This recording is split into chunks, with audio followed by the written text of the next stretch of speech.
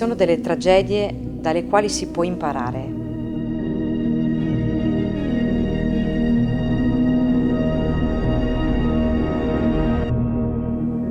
Troppo spesso il calcio italiano dimentica la notte del 29 maggio 1985.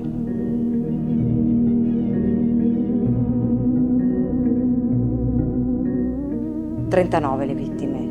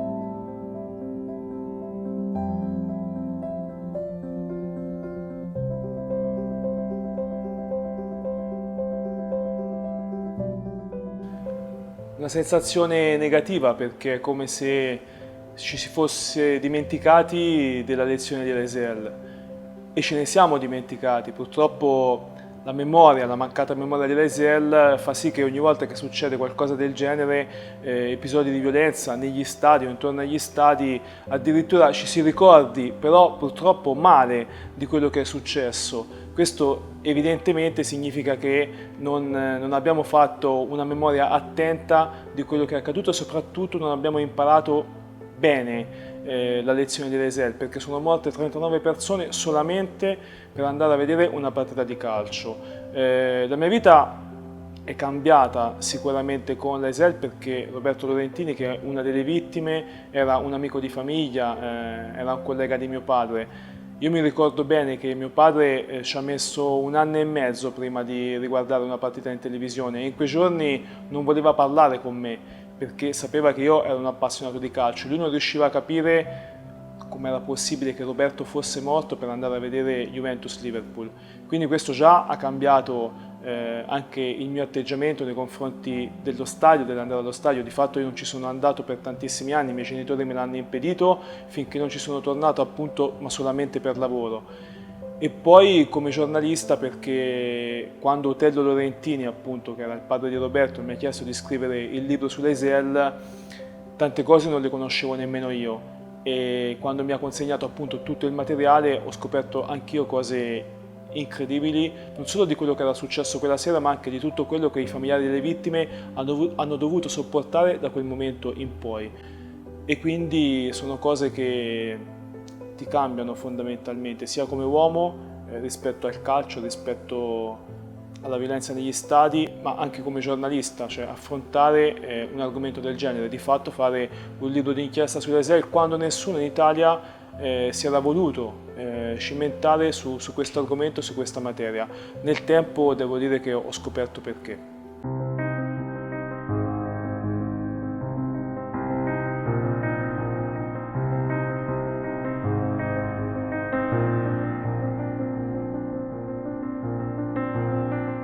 Ma intanto c'era Trapattoni che ci preparava al suono di rompimento di balle.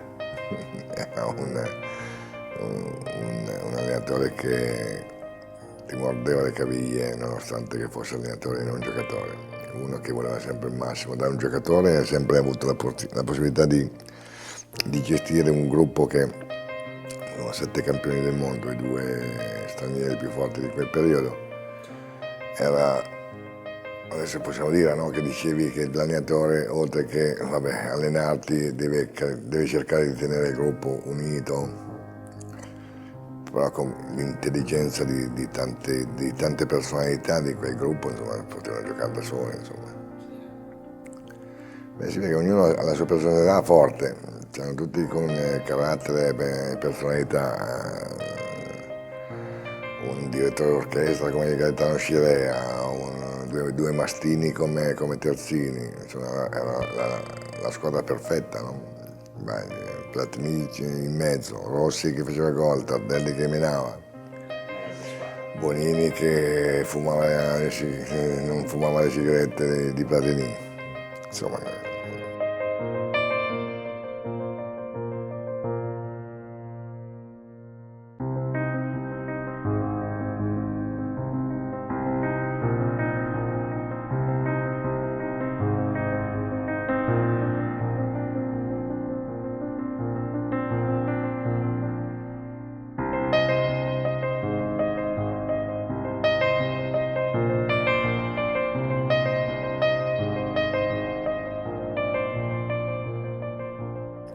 E poi non eravamo uniti fuori dal campo, non c'era ognuno faceva quello che voleva, non c'era le cene, a parte due scaramanzie che c'erano tra me, Gaetano Scirea e Zoff, che andavamo allo stesso ristorante il venerdì sera. Sì, con le famiglie, con tutto quanto, e mangiavamo lì per scaramanzia prima della partita. Però era una squadra disunita fuori dal campo, nello spogliatoio, perché insomma c'era ai tempi c'era tanta fame, ma c'era i primi partita e dovevamo essere tutti per uno per tutti per uno, perché insomma, anche chi non giocava prendeva il premio partita. La vigilia della partita per un ragazzino come me allora, che aveva 17 anni, era un'attesa spasmodica dell'evento, la prima finale di Coppa dei Campioni per me. Dopo essere riuscito a convincere la mia mamma con risultati scolastici soddisfacenti, avevo ottenuto il via libera per poter andare a vedere la partita e mi ricordo con due miei amici di Marina di Pisa partimmo con un entusiasmo spropositato per poter raggiungere Bruxelles e poter assistere alla finale della Coppa dei Campioni che la Juventus avrebbe sostenuto di lì a poco con una squadra in quel momento prestigiosissima come il Liverpool. Noi, mi ricordo, eravamo pieni di gioia, di una gioia proprio indescrivibile, anche ora a parole, dopo 30 anni, mi ricordo ancora con un entusiasmo proprio fortissimo. Raggiungemmo, mi ricordo, Bruxelles la mattina dopo un viaggio lunghissimo e ci ritroviamo nella piazza principale, la Grand Place di Bruxelles, dove già lì trovammo tantissimi tifosi sia della Juventus che del Liverpool. E devo dire che fin dal principio assistemmo già in quella mattinata a scene veramente, diciamo, particolari che i tifosi del Liverpool già stavano mettendo in campo, quindi corrizze, danneggiamenti, insomma situazioni veramente già un po' imbarazzanti. Noi siamo andati in ritiro prima a Ginevra, siamo stati lì 3-4 giorni, poi da Ginevra siamo andati a Bruxelles. Sapevamo di essere una grande squadra, sapevamo di essere forti, sapevamo di vincere. Sì, sì. È come il vino, no? L'annata buona. Sì, perché tanto perché il Liverpool aveva già vinto l'anno prima con la Roma. E allora sapevamo che quando una squadra vince la Coppa Campioni, l'anno dopo c'è un certo rilassamento. Una cosa drammatica per la Juve perché noi eravamo fuori dalle coppe. Siamo arrivati settimi, ottavi in campionato. E dovevamo vincere la Coppa a tutti i costi per rientrare in Champions. Siamo andati in albergo e la mattina c'è la solita passeggiata, siamo andati in pullman a vedere il centro, che di solito era andare a vedere il centro del paese, della città dove si giocava, e era la passeggiata mattutina prima della partita. E già avevamo visto che non potevamo entrare in centro e Trapattoni ha deciso di fare la passeggiata altrove perché c'erano disordini.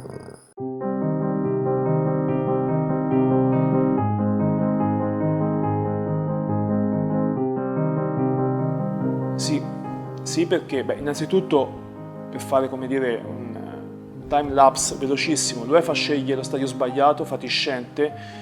Il Belgio disorganizza una finale di Coppa dei Campioni dal punto di vista dell'ordine pubblico e ovviamente gli italiani non dovevano essere nel settore Z. Questi sono i tre elementi che ovviamente poi si ricollegano anche ai tre colpevoli, cioè l'UEFA, le autorità sportive e politiche belghe e gli hooligans che attaccano e provocano 39 morti.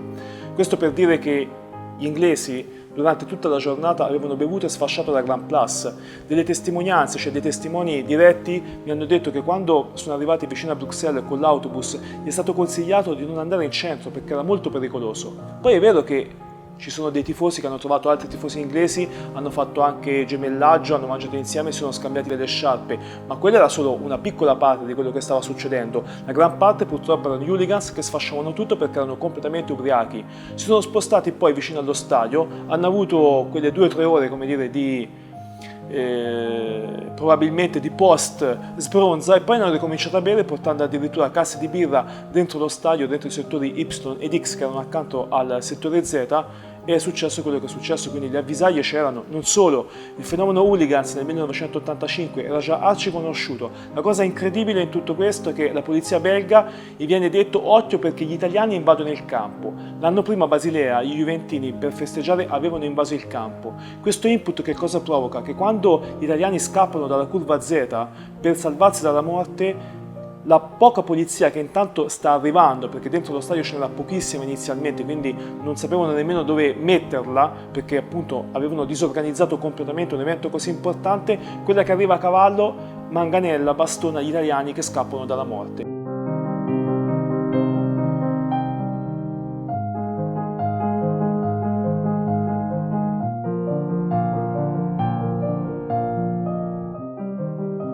Tutto questo ci dà purtroppo, come dire, la cifra di quanto non erano preparati a organizzare un evento del genere, avevano sbagliato lo stadio e le avvisaglie c'erano state in tutta la giornata che poteva succedere qualcosa di terribile. Addirittura persone a cui viene detto non andate in centro perché è pericoloso, ma quelle stesse persone, cioè gli hooligans, li hanno poi ritrovati allo stadio. Senza dimenticare che nel settore Z c'erano famiglie e comitive italiane, cioè non hanno trovato gli ultra. Quando gli inglesi attaccano, che attaccano con il sistema della conquista del territorio avversario, cioè il take in hand, questo attaccare e ritirarsi, attaccare e ritirarsi, attaccare e ritirarsi, chiaramente provoca un terrore inaudito negli italiani che sono in curva Z. E questa è una delle cause della morte di 39 persone.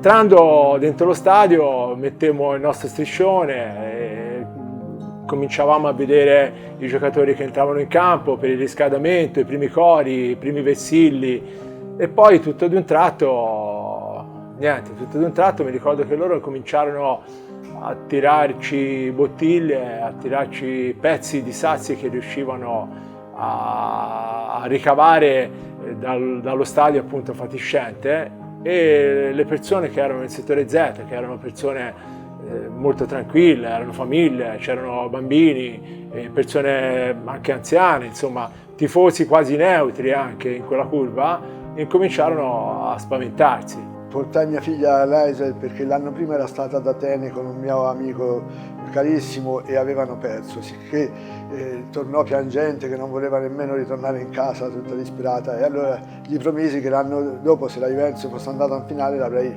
portata io, e così fu. Qualcuno di loro cominciò a scavalcare questa rete molto bassa, una rete veramente di facilissimo abbattimento, quindi senza nessuna resistenza. E a quel punto cominciamo a domandarci perché stavano venendo di qua, soprattutto perché quelli che scavalcavano chiamavano gli altri che erano rimasti nell'altro settore di loro pertinenza, invitandoli a entrare nel nostro settore. I ricordi di quel giorno per me sono indelebili nella mia mente perché ormai sono passati 30 anni, però quel giorno lì lo ricordo come dalla mattina quando mi sono alzato fino all'entrata nell'ospedale di Bruxelles, verso le 9:30 la sera, mi ricordo tutto, escluso quella mezz'ora che anche io sono stato svenuto, sicché non so cosa era successo in quell'attimo lì. Loro riuscirono a entrare dentro il nostro settore perché non c'era nemmeno polizia o servizio d'ordine che facesse filtro tra noi e loro, e riuscirono a spingere i poveri tifosi che erano nella curva Z verso il muro dalla parte opposta per poi ritirarsi e poi ripartire riattaccando. Ecco, questo cominciò un periodo di circa una quarantina di minuti, 45 minuti, dove purtroppo poi è nata la famosa tragedia della curva Z. È stata una tragedia immane perché io ricordo che avevo mia figlia per mano e l'ho dovuta lasciare perché mi sono montati sopra altre persone e anch'io fui soffocato in terra, e da quel momento, quando mi sono riavuto, dopo ho cercato lei, ma lei oramai era già deceduta.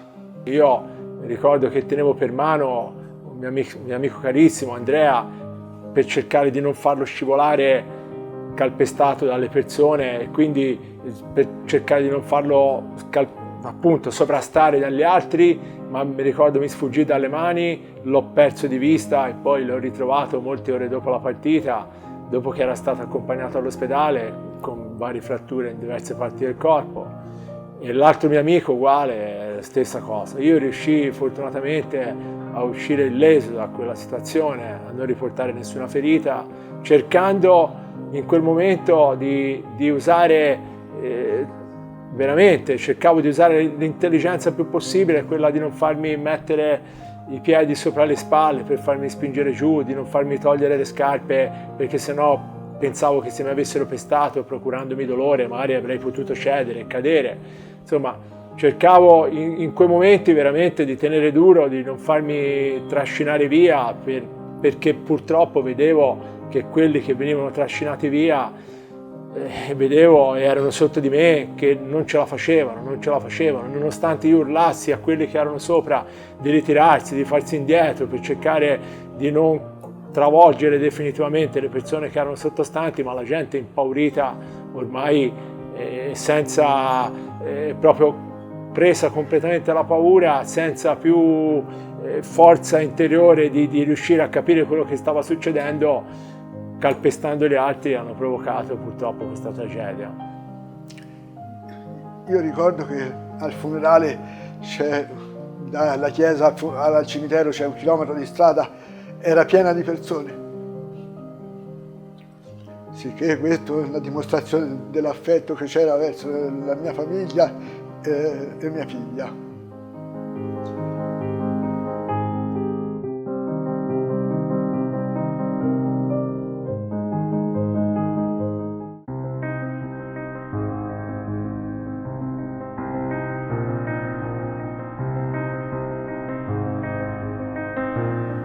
Beh, alcuni dicono che la settimana prima c'era stato il Papa e che quindi gran parte anche dei corpi d'élite della polizia belga era in vacanza. Io, come dire, lo credo perché non metto in dubbio generalmente le parole altrui. C'è un fatto però, se uno organizza la finale di Coppa dei Campioni deve essere anche preparato dal punto di vista dell'ordine pubblico. L'arrivo dei gendarmi a cavallo è quasi ridicolo. È ridicolo perché poi arrivano dentro lo stadio quando già ci sono i morti, quando tutto è successo, perché questo è bene ricordarlo, tra gli hooligans e gli italiani c'era una rete metallica da giardino da pollaio alta circa 1,80 m e 5 poliziotti, di cui una donna e uno con un cane. Ovviamente quando gli inglesi attaccano questi scappano, gli italiani sono a quel punto inermi e indifesi. La prima percezione fu quella del fatto che gli inglesi stessero attaccando gli italiani dall'altra parte e quindi subito in noi si scatenò la rabbia e quindi la voglia di correre in soccorso dei nostri connazionali, dei nostri tifosi juventini dall'altra parte.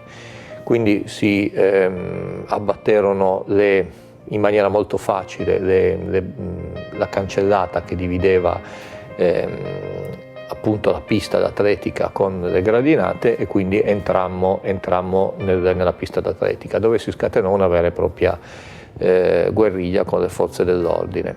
La polizia, la maggior parte, tutta fuori dallo stadio, addirittura al processo verrà fuori che le ricce trasmittenti erano prive di batterie e che quindi non potevano chiamare rinforzi. Quando arrivano appunto i gendarmi a cavallo dentro lo stadio, secondo me quella è la fotografia e l'immagine che certifica come il Belgio era assolutamente impreparato e incapace di organizzare un evento del genere, a maggior ragione con dei criteri di rischio rispetto al fenomeno hooligans, a come gli hooligans si comportavano quando andavano all'estero, che non potevano essere assolutamente sottovalutati.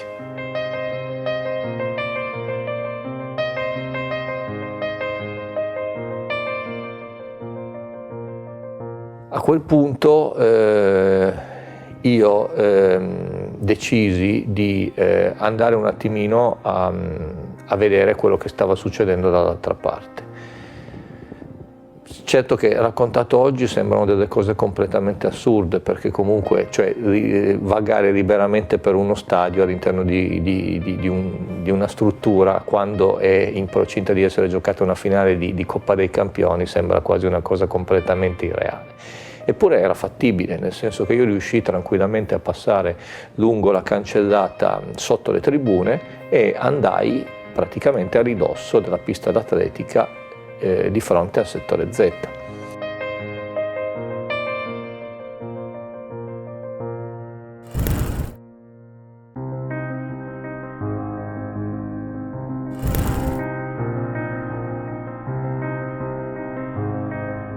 e lì rimasi ovviamente sbigottito da quanto vidi, perché non riuscivo a rendermi conto di quello che stesse succedendo, però a un certo punto vedevo solo persone piangere, gente urlare e le prime immagini che ebbi davanti agli occhi furono quelle di alcune bandiere bianconere sotto le quali giacevano dei corpi. Vidi ricordo delle scarpe che uscivano da queste bandiere, vidi alcune mani e mi resi subito conto che qualcosa di veramente grande stava accadendo.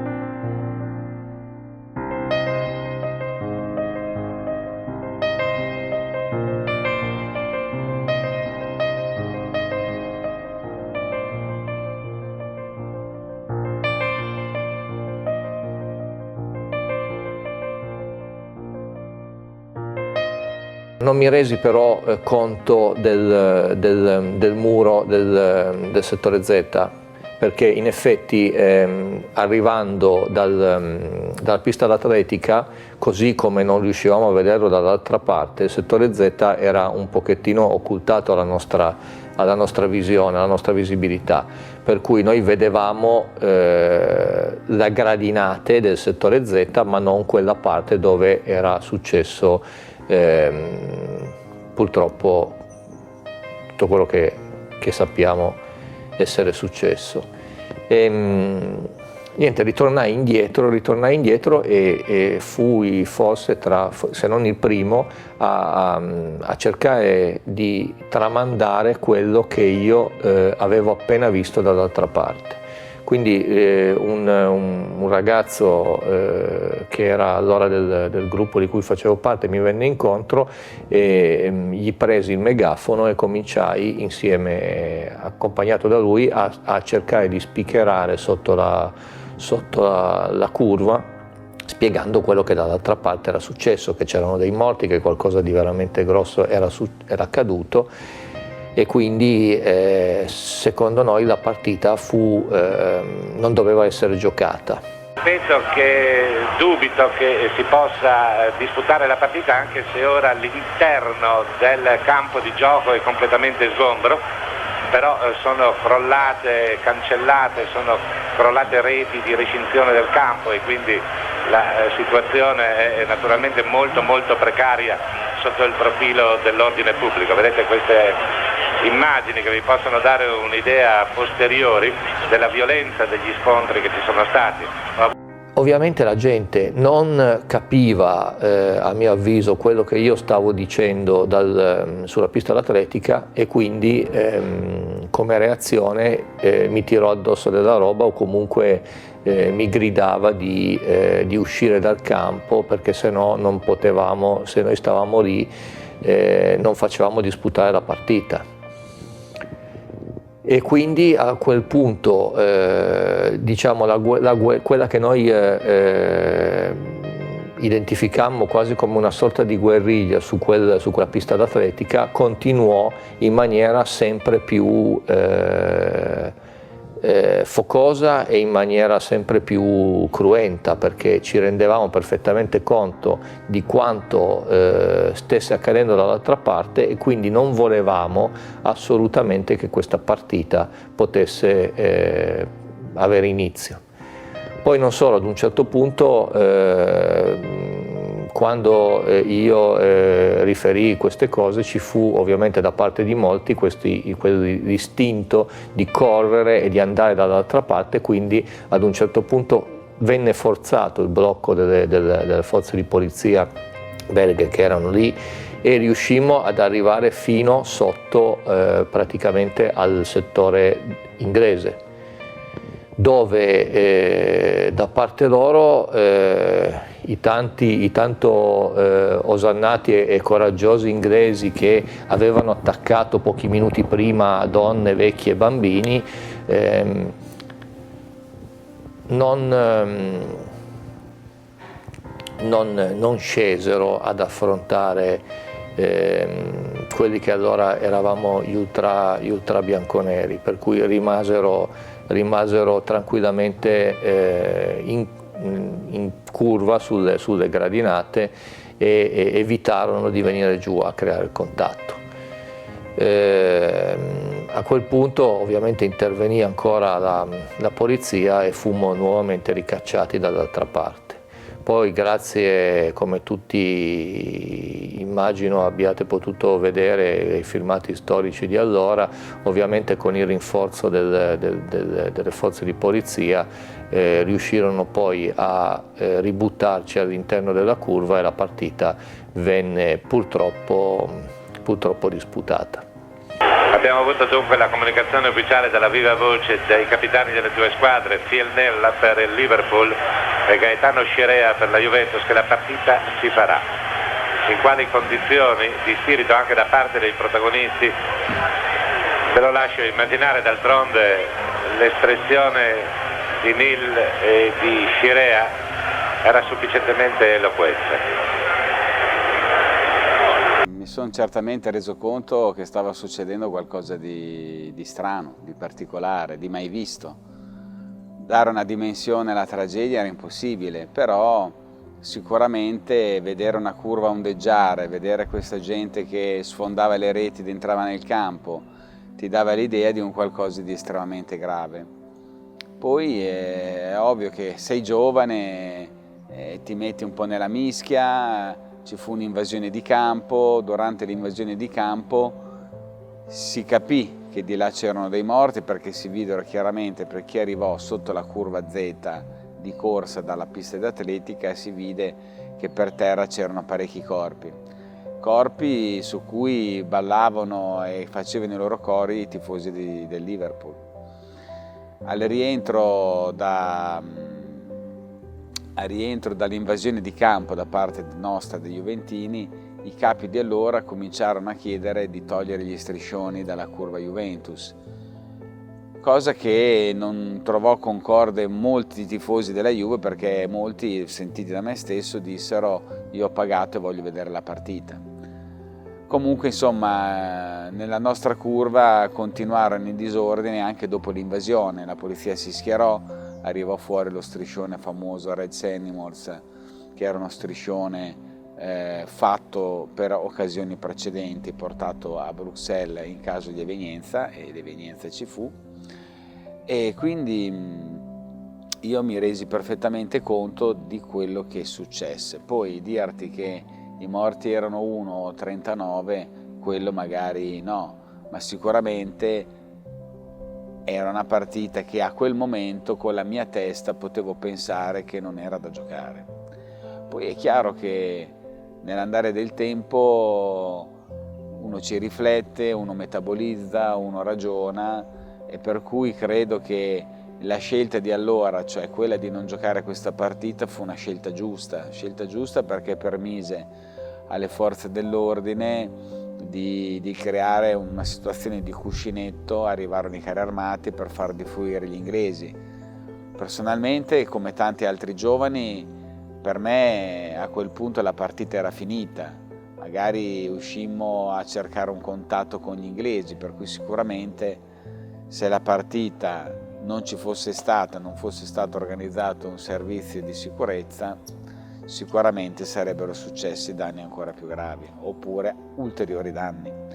Ora la storia questa cosa non ce l'ha scritta, però sicuramente questo era quello che poteva succedere. Circa un'ora fa il settore riservato ai tifosi del Liverpool è debordato in un altro settore del campo dove c'erano gli Juventini. Sono scoppiati alcuni tafferugli, poi nella calca della folla sono crollate alcune cancellate, dopodiché molta gente si è riversata sul terreno di gioco. Mia madre si era appena sposata con mio padre e erano al 7° cielo di avere un bambino. Mia mamma mi aveva in pancia quando è successo tutto. È la cosa che mi dà più fastidio. Uno che parte e va a vedere una partita di pallone non può non tornare a casa. È come se io andassi a teatro e non torno più a casa. Cioè il calcio dovrebbe essere vissuto per quello che è, una partita di pallone. puoi ok esultare, puoi far festa, puoi dire guarda quanto è brutto quello perché c'ha la maglia verde, io ce l'ho rossa, sono più bello, ma deve finire con degli sfottò anche che siano pesanti, tutto quello che vuoi, ma mai arrivare che morire per una partita di pallone. Questo non l'ho ancora accettato dopo 30 anni, essendo comunque un tifoso sfegatato della Juventus e del calcio in generale.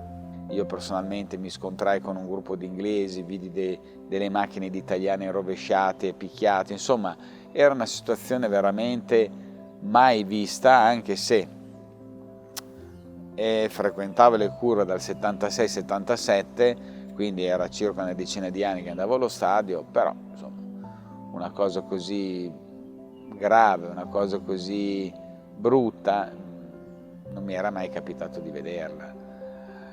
E anche l'ingresso dei settori, anche l'ingresso del settore fu una cosa per me indimenticabile, perché provate a immaginarvi, non so, quante persone stanno in una curva, 10-15 mila, beh, tante. Provate a immaginare tutte queste persone che entrano in una porta larga 80 centimetri.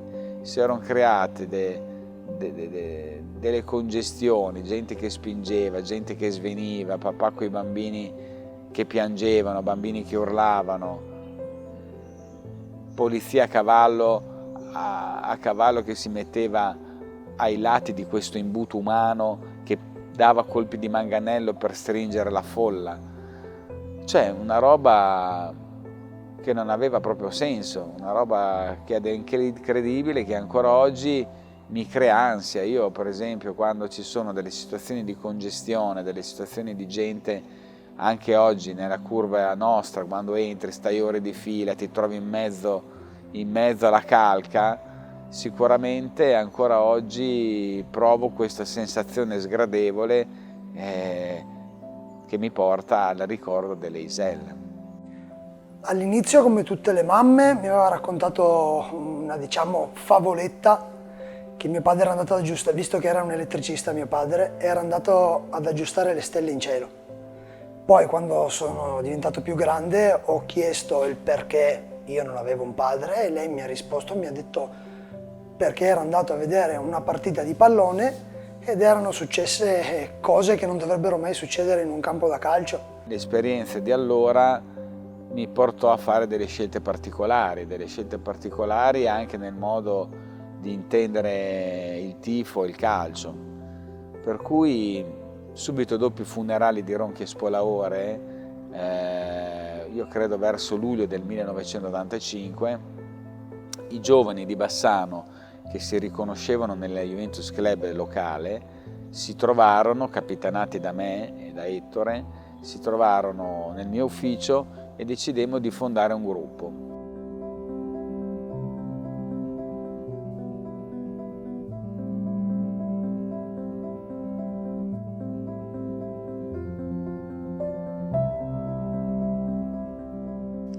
Un gruppo che inizialmente si chiamava Area Bianconera e poi continuò col nome Nucleo 1985. L'intento era quello di mantenere viva la memoria dentro le curve, dentro la cittadina e ovunque la tragedia delle Iselle.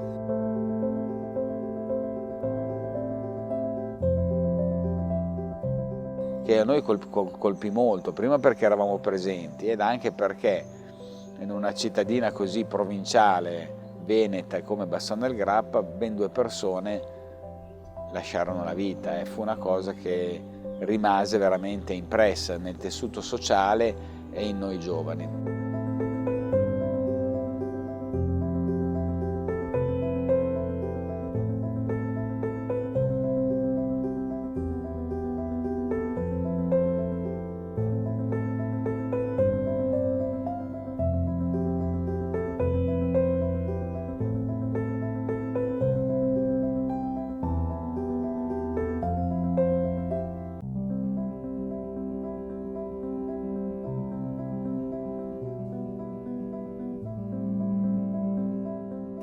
Mi misi in contatto con la federazione, al mattino partimmo poi con C-130 dell'aeronautica militare, messo a disposizione del Ministero degli Interni e andai a rappresentare la federazione in quel lasso di tempo in cui le cose si stavano evolvendo, in cui le notizie non erano ancora ben precise, e ebbi il conforto lì quando arrivammo a Bruxelles, perché con l'esperienza che magari potevi avere avvisai prima le autorità locali se venivano con un pullman sottobordo, si uscì da un cancello laterale, si andò subito a incontrare del personale della Croce Rossa, dove c'erano parecchie persone che parlavano bene l'italiano, che erano magari con genitori italiani oppure di nazionalità italiana che lavoravano a Bruxelles, e a disposizione per cercare di alleviare un po' le pene di queste persone. Il momento tragico è quando, con altri amici giunti da Bassano, parenti di Mario e di Spolaore, entrammo in una palestra dove allineati da un lato c'era dei banconi con tutti degli oggetti, portafogli, scarpe, indumenti, eccetera, e una fila di bare in un altro lato, e la gente li doveva riconoscere con una opportunità che era quella di sapere che tutti erano deceduti in gran parte o quasi tutti per asfissia, vale a dire erano cianotici, e sostanzialmente nella pressione che hanno esercitato verso la rete o verso questo famoso muro della curva Z prima del crollo che avvenisse. Ma non soltanto questo, quei due che perirono di Bassano, ma ci furono anche altri feriti, altre persone che in preda allo sconforto e alla paura di quei momenti ritornarono, non videro la partita, altri si rifugiarono subito in aeroporto, altri ritornarono alla ricerca di parenti, altre cose. Fu una situazione veramente drammatica. Noi facemmo poi il ritorno a Bassano nella chiesa di San Giovanni, dove queste due bare vennero portate all'interno per officiare il giorno successivo poi la funzione a San Francesco nella chiesa nell'altra piazza lì a Bassano. Mi permisi anche di dire qualcosa, nel senso che questa tragedia doveva servire da monito per quanto si deve lottare, si possa lottare, e abbiamo l'obbligo tutti di lottare, perché anche oggi, a distanza di tanti anni, vedo che qualche imbecille rimane ancora in grado di ricordare quell'evento come qualcosa che non dovrebbe mai essere richiamato, no? In un momento di meditazione e di ripensamento dei valori umani che dobbiamo affrontare con fermo, critico e civile atteggiamento, ma soprattutto con serenità cristiana, ci auguriamo che il sacrificio di Marietta d'Amedeo serva di monito e di riflessione. Perché purtroppo non ci stancheremo mai di combattere quelli che sono gli atteggiamenti negativi che la tifoseria può rappresentare, può esprimere.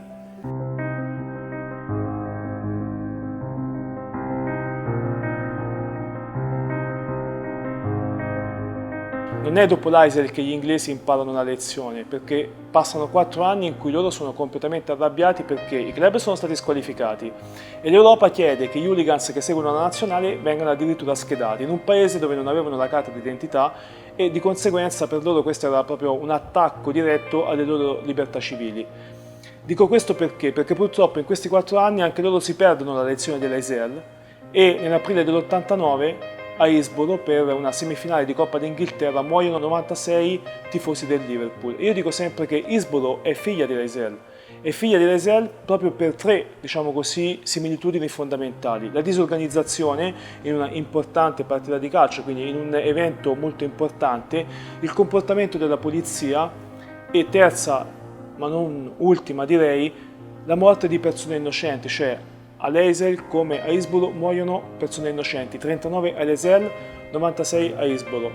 Sheffield, Hillsborough è il nome dello stadio. E io anche agli inglesi quest'anno ho detto: se avevate imparato la lezione, Hillsborough sarebbe rimasto appunto solo il nome dello stadio e non il nome di una tragedia immane come quella di Eisel.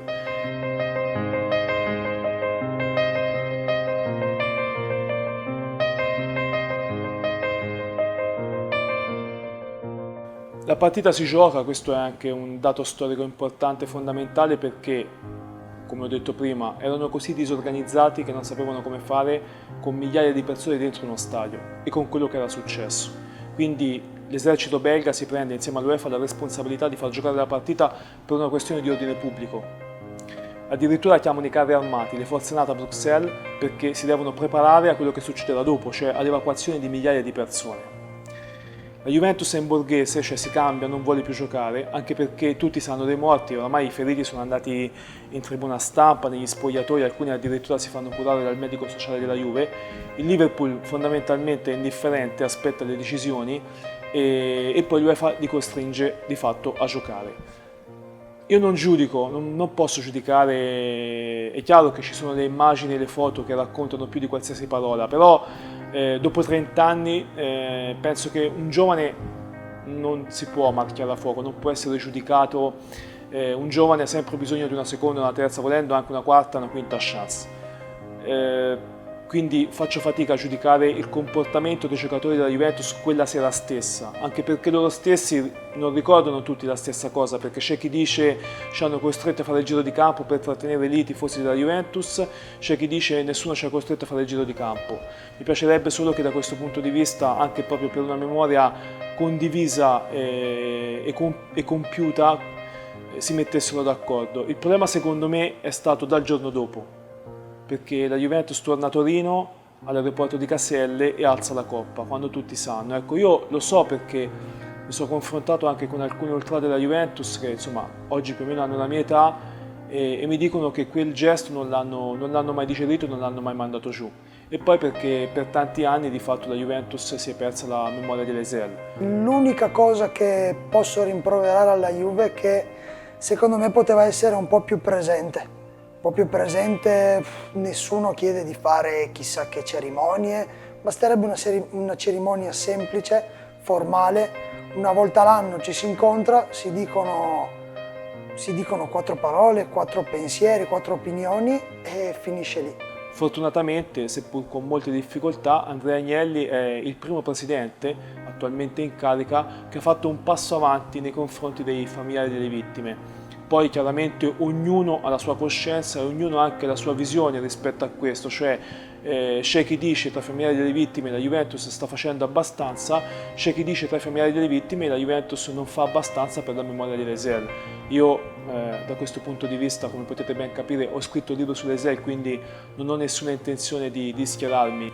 È una faccenda scomoda da ricordare. È una faccenda che per il mondo del calcio loro la vogliono un po' eclissare, la vogliono mettere sotto il tappeto come le robe sporche, perché non fa comodo ricordare una cosa del genere, fa male a tutto l'apparato del calcio perché l'apparato del calcio ha le sue colpe su questo. Sono passati 30 anni e come mi hanno detto tante vedove con cui ho parlato, 30 anni sono tantissimi e in questo caso il tempo non è galantuomo. Il tempo diventa un buco nero che cannibalizza tutto. Io ricordo spesso quello che mi ha detto Rosalina Vannini, la vedova Gonnelli di Ponsacco. E lei, suo marito, di fatto l'ha seppellito senza rivederlo. E mi ha detto che lei tutte le notti lo sogna, perché pensa che possa tornare da un momento all'altro, perché non l'ha visto morire.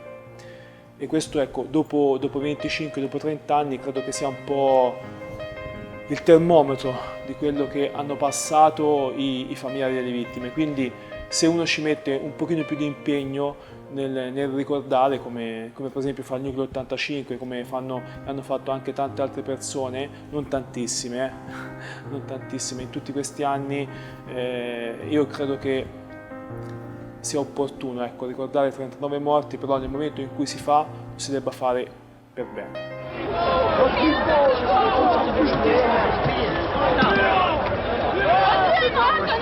A Leisel ho perso mio padre, era un medico di 31 anni, lui si era praticamente messo in salvo dopo le prime cariche degli hooligans inglesi, però ad un certo punto si accorse che c'era un bambino che era rimasto ferito sugli spalti, lui essendo medico decise allora di fermarsi e tornare indietro e di prestare le cure a questo ragazzo e mentre era chinato su di lui che gli prestava le cure è arrivata una nuova ondata di hooligans e praticamente lui è rimasto schiacciato ed è morto appunto schiacciato tra la folla. Montello è il padre di Roberto, vorrei ricordare che Roberto Lorentini è una delle 2 vittime di Arezzo insieme a Giuseppina Conti e Roberto è anche medaglia d'argento al valor civile per perché è morto tentando di salvare un connazionale, probabilmente Andrea Casula, la vittima più piccola di 11 anni.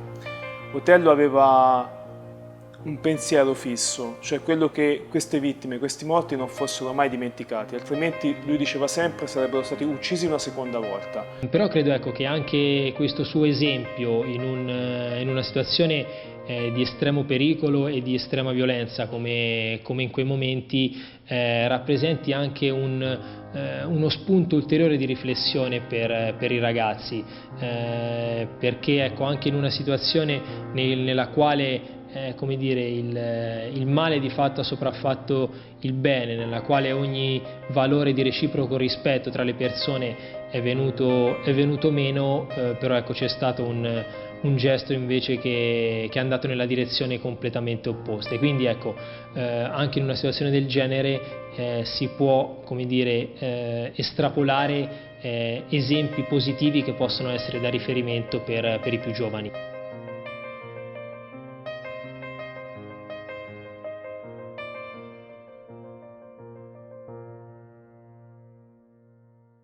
Di notte a casa vostra arrivavano delle telefonate, mi vuoi raccontare queste vicende che magari sono ricordi tuoi di bambino, queste telefonate che erano denigratorie nei confronti della morte del papà, per esempio?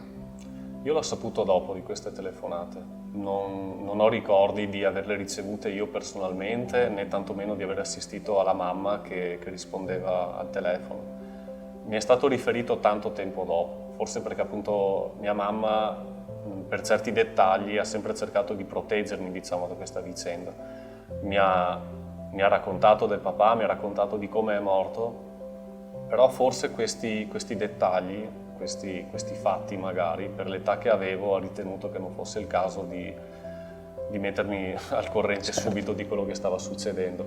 Certo che quando l'ho appreso sicuramente avrò avuto, credo, 10-12 anni, ricordo forse fine elementari, inizio delle medie, quando mi ha raccontato che ha ricevuto anche queste telefonate, ho provato un grandissimo dolore, ma non tanto per il papà mio che era morto o per la mamma che aveva subito questo affronto, ho provato dolore anche per loro. Ma io per un attimo ho provato a mettermi nel cuore, nella testa di queste persone che possono avere fatto questa cosa, e se avessi avuto io occasione di fare una cosa del genere, 2 secondi dopo, se mi fossi reso conto di quello che avevo appena fatto, non avrei più avuto il coraggio di parlare con qualcuno, perché quando raggiungi un tale livello di bassezza, voglio dire, nel poter denigrare delle persone morte e delle persone che stanno sopravvivendo a una tragedia, perché comunque chi se n'è andato viene ricordato, ma chi resta a questo mondo, voglio dire, continua a vivere provando la mancanza di questa persona, non è da meno. E sapere che ci sono delle persone che sono state in grado di mettere da parte tutti questi pensieri e che ancora possono camminare tra di noi, io fossi al posto di queste persone, se mi rendessi conto della cattiveria e del male che ho fatto, credo che vorrei sprofondare sottoterra. È quello il dolore che ho provato. Io nella mia vita ho commesso degli errori, posso avere preso in giro il compagno di scuola e posso essermi anche azzuffato con qualcuno, però nel momento in cui mi rendevo conto del male che potevo aver fatto, anche solo con una presa in giro, provavo un sentimento di pentimento, di vergogna, che veramente per qualche giorno mi si poteva ancora vedere provato. E quindi dico, queste persone cosa possono aver provato dopo? Io ho provato al posto loro con la mia sensibilità e mi sono sentito letteralmente sprofondare sottoterra.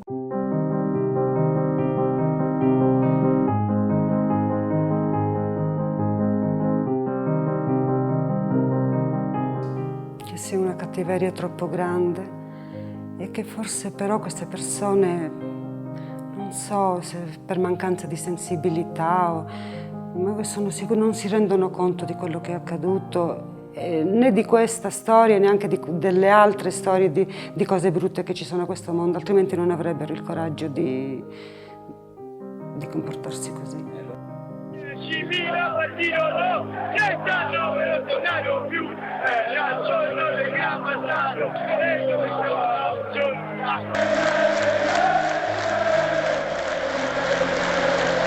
Non penso che siano persone senza cuore, che non hanno dei sentimenti, anche il minimo, il più piccolo sentimento, di pensarci. E così capiranno cosa vuol dire, cioè potrebbero capire, a pensare come ci si può sentire a perdere una persona così cara e vicino a te. Io credo che alla base ci sia una cultura sportiva e un'educazione allo sport e alla disciplina sportiva. E che questo credo vada inculcato ai bambini sin da piccoli. Ecco. Se manca questo poi non ci possiamo meravigliare di quello che sentiamo negli stadi.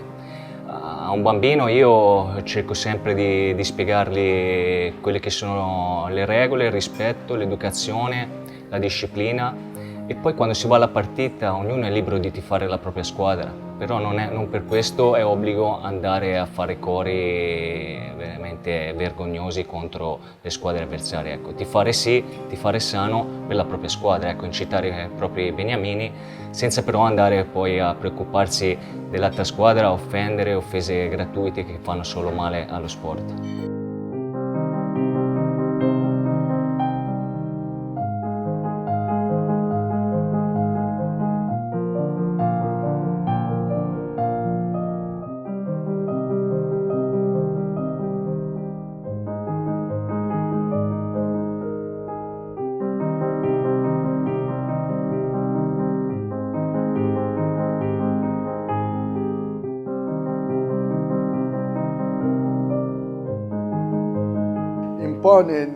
Si spiega nel fatto che la Juventus è ancora forse la squadra più amata d'Italia e anche la più vincente, e per quegli altri tifosi è sempre un traguardo irraggiungibile. Allora quando c'è qualcosa vanno a finire in delle stupidaggini che probabilmente la condizione umana usa anche questo pur di riprendersi di qualcosa.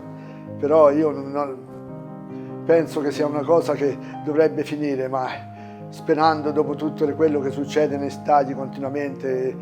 In Italia ancora non si riesce a fare rispettare un po' anche la pace tra le varie tifoserie di tutte le squadre italiane.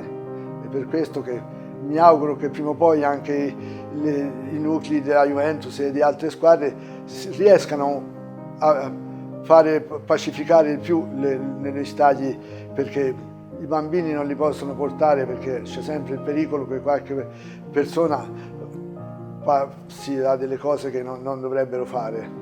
È una manifestazione deprecabile, è un'offesa che chi ha toccato con mano è un'offesa enorme, e chi non ha toccato con mano dovrebbe farsi un esame di coscienza, che non sono offese da dire sui campi di calcio. Io sono d'accordo, a parte che non sono tanto tifosa, quindi non è che pratico e vedo le partite, però questa cosa non andrebbe fatta, insomma, perché è una cosa che non esiste proprio, perché una tragedia del genere non si deve neanche nominare, se si deve dire offesi, insomma. A 50 anni passati inizio ad avere un senso della vita diverso di quello che avevo a 30 anni, e quindi ho bisogno di messaggi, ho bisogno di cose buone da lasciare. E quindi effettivamente mi sono sempre chiesto, e questa cosa che stiamo facendo oggi ne è la riprova, ma perché sei ancora legato a questo mondo? Hai dei figli che crescono, hai una bella moglie, hai un'attività, hai dei problemi fisici, sei ancora dietro a tutto ciò. Ma perché io devo dare un senso a questi più di 30 anni di mio impegno dentro uno stadio? Perché se no a me la sola partita non basterebbe come risposta alla presenza dentro una curva. Il motivo è che ancora oggi, e la cosa mi dispiace tantissimo, sono costretto a sentire o a vedere in molte curve a noi ostili ancora oggi cori contro i morti delle Iselle, striscioni che inneggiano a quella vicenda, e io mi indigno e io mi arrabbio. Allora, visto che è una questione anche tra me, diciamo, e le nuove generazioni, è un po' come un discorso di educazione, è un po' quello che succede anche dentro la mia famiglia. Io credo che bisogna sapere quello che è successo per decidere veramente da che parte stare e che cosa dire. Cioè, allora io mi dico, quando una tifoseria avversaria inizia a fare questi cori offensivi, forse non sa quello che è successo a Leisel. E allora diamogli la possibilità di saperlo. Guardate questo DVD, venite a vedere questa mostra, guardate quello che è successo. La rivalità tra le due tifoserie è una cosa che è anche bella, è anche divertente, fa parte, diciamo, del sale dello sport. L'agonismo, la rivalità, la contrapposizione, anche sono regole di vita, ma non andiamo più a toccare questi morti, non andiamo più a toccare, portiamogli più rispetto. Ecco perché sono qui a essere intervistato e rispondere alle vostre domande.